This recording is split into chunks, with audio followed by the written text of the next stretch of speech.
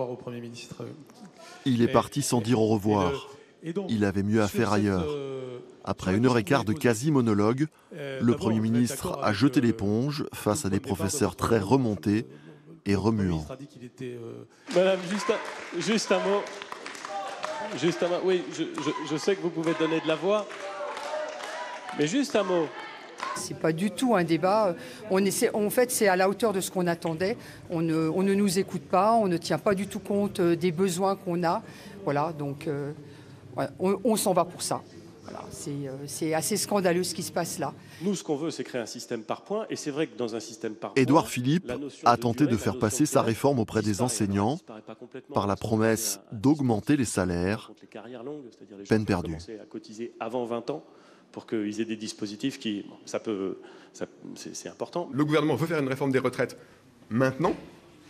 Et il dit « Oh, plus tard, on fera une revalorisation, mais on ne sait pas très bien comment, sur quelle base. » Et voilà, ils ne veulent pas donner de chiffres ou de choses précises. Et c'est toujours remis au futur. C'est, comme on dit, un tien vaut mieux que deux tu l'auras. Et voilà. Vous poserez la question après, monsieur.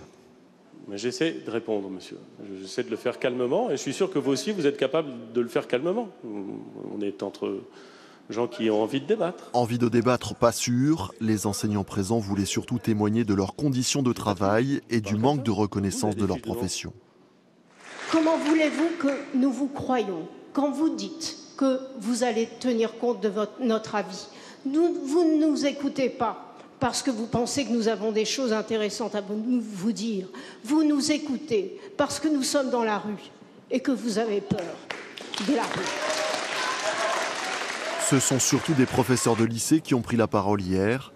Et même si le Premier ministre maîtrise le calendrier politique, il est tombé sur des enseignants qui n'ont eu que faire de sa rhétorique, ni de celle de son ministre de l'Éducation.